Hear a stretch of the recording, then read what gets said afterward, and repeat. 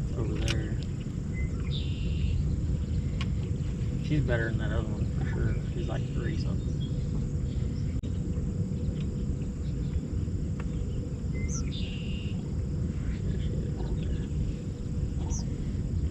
Oh, that's her bed. I was wrong with that.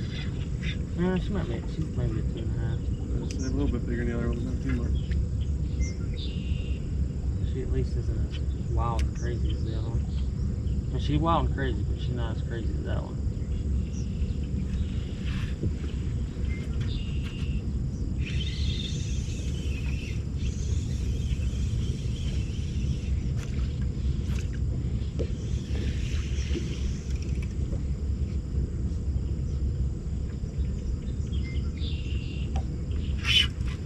Got her.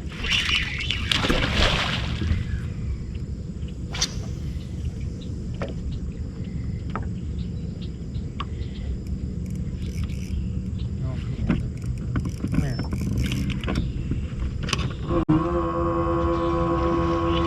Solid black. So cool looking.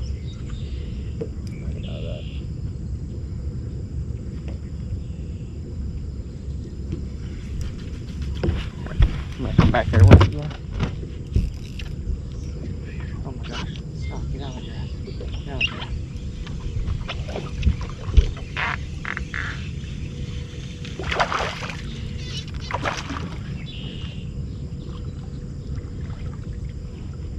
Oh yeah, better than it looked in the water. Yeah. That's what I learned. There was one in practice that I caught, and I was like, man, ain't nothing bigger than 2.5, and it was like a 3.5. So you just don't know. The really, really dark ones are hard. Yeah. Number 1. All right, guys, just wrapped up day 1 of the Bass Open here on Oneida Lake, and they absolutely caught them. I weighed in already. I had 15 pounds, 6 ounces, and I don't know what place that's going to put me in right now. I'm on like 45th. I'm assuming I'm going to be probably down in the 50s, 60s at the end of weigh-in, more than likely probably in the 60s. They definitely caught them better than I was expecting them. But, you know, the deal is it was a really calm day today. People were able to move around a lot, and tomorrow is not going to be the case. So tomorrow is going to be the day where the fishing is probably going to get a little bit tougher. A lot of guys caught them shallow, and I don't know if they're going to have the same opportunities as they did. So to break down my day, you know, I'm going to tell you flat out, first and foremost, my GoPro overheated at 8 o'clock this morning, and I have had trouble getting it to turn on the rest of the day. I got one fish catch on it. I don't even really know if y'all want to see it. I caught it off a bed. I'll tell you exactly what I did.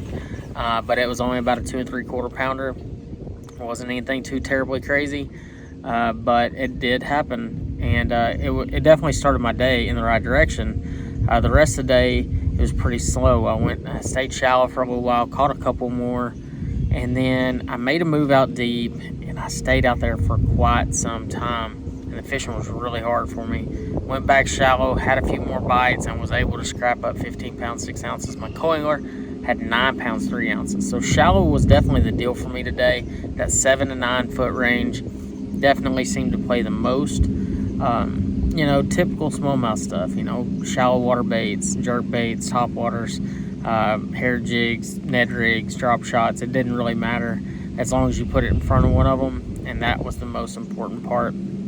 But let me tell you guys, it was a stressful day, and I don't really know why. I think it was probably just because it was just so calm, and I feel like my mind runs way more when it's calm, and I want to run around and go fish a million other places when it's like that. But I kept my composure, luckily, and I was able to make some good decisions late in the day, and that's what it's all about. But I got to say one thing that definitely helped today. It got really hot. I mean, obviously my GoPro overheated, but I actually ended up using a lot of G-Juice today, and I think it definitely made a big difference on keeping my fish alive. I'm telling you guys were stressing out. They were running in as fast as they could to go get checked in, and the main reason was because they had fish dying. And I did have, my coiler did have one die, but it was one he hooked in the tongue, and it just wasn't going to make it. But I was really, really thankful that our fish were able to stay alive at this particular event, because I'm telling you, those dead fish can cost you so many points in so many places, and that is a big deal when you're out here fishing this kind of stuff. So paying attention to those little things definitely made a big difference. But a couple of things that I did that I felt like were a lot different was I was really going slow. I was trying to be as methodical as I possibly could be, but I was finding these fish in really big, really small places. I mean, like, I'd get 3 or 4 bites in a 20-yard stretch, and then I would go for 80 yards and never get another bite. But it was paying attention to those little places like that and staying in them, you know, circling back through and making little small circles through there, and I'd get a bonus fish or two and see a couple every once in a while. So it definitely made a big difference. But tomorrow's a new day. You know, I'm going to tell you exactly what my game plan was. I had found a big group of big spawners that were late spawners, and I thought I was going to bust a big bag today, but they were all gone. I found them this weekend, the weekend before, and quite honestly, I knew that there was an outside chance that they would leave. They were there on Monday, and the last 2 days the weather's been just crap, and you couldn't go see if you could, but they were all gone. So that was a kind of a shot in the heart a little bit, because I was like, man, I'm gonna go bust a 20-pound bag on sight fish, and it just didn't work out today. So to catch what I caught today, I was really thankful. I know Panger had 14 3/4.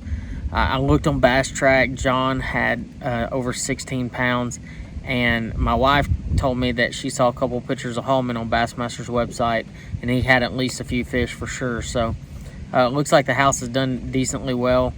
But I'm gonna tell you guys, Oneida definitely showed out more today than I think it has in the last handful of years that the opens have been here. But the one thing that has always been consistent, everybody's caught them pretty good on day 1. Day 2s on this body of water can be a death sentence. They can be some of the hardest fishing that you've ever fished, and I expect it to be really similar today, so or for tomorrow. So, you know, definitely didn't lose it on day 1, but definitely could have done a little bit better.